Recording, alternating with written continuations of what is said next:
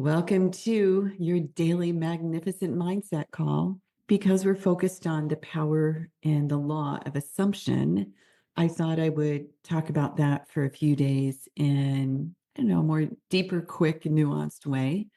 So I want you to think about it this way. All that you experience is this outpicturing. Think about that word, outpicturing of your deepest convictions. The world is nothing more than yourself kind of molded into it or pushed out. In The Science of Getting Rich, Wallace D. Wattles talks about the universe as this spiritual substance that permeates, penetrates all the interspaces of the universe. And that what we are thinking, what we are believing, what we are assuming actually starts to take shape in this substance. So when you think of what you believe about yourself is a picture, is a deep conviction, and it just starts to mold itself into universe.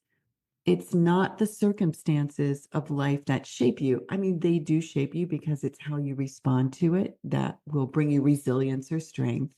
But your personal universe, it's your concept of yourself that dictates what you see, what you hear, and what manifests. Your own concept of who you are sets the vibration frequency of the lens through which you see, how you hear, what you manifest. This is very clear because you know it many times when you change your vibration, when you lift yourself up. It's why we talk about having gratitude and lifting that vibration. Things start to change very quickly because the science behind it is that frequency. So you do not attract what you desire, you bring forth what you assume yourself to be.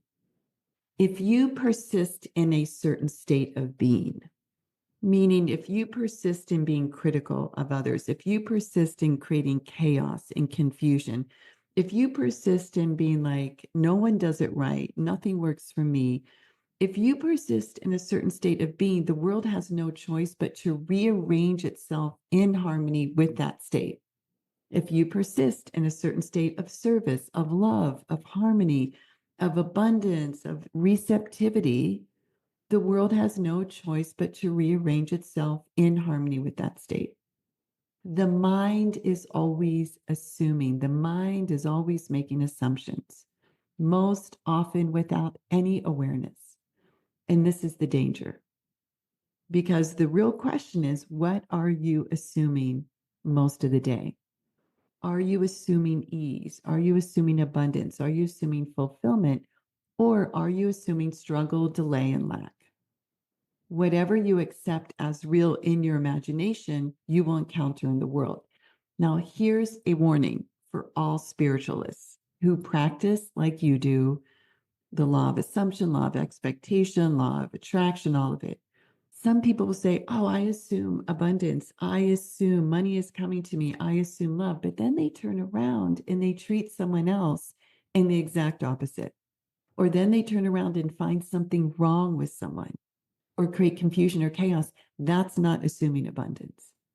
So this is why the law of assumption is so good, because you get to go way down into your psyche and figure out what's going on and look at the metrics. Look at how you're treating people. Look at what you're thinking about yourself and the world and others. Because to transform your life, you have to first transform your inner conversations.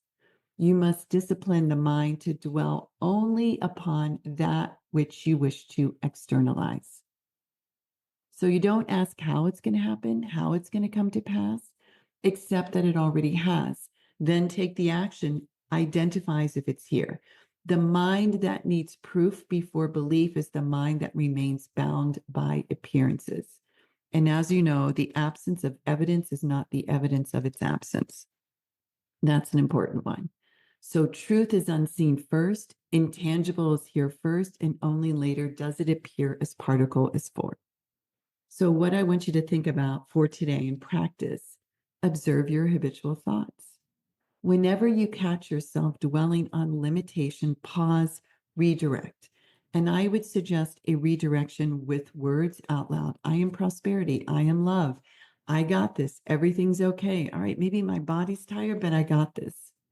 It's not about denying that maybe you're exhausted or you've got 2 dozen things to do, but it is priming your mind and your psyche, your brain, your subconscious.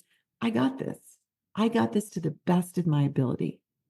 And then walk through the day as though you are already the person you wish to be. How do you carry yourself? How do you treat someone on the phone? How do you smile at someone at the store? This is important because this begins to lock in that assumption. So remember, as you go about your day, take a moment to decide right now, what are you assuming about yourself? What are you assuming about your life?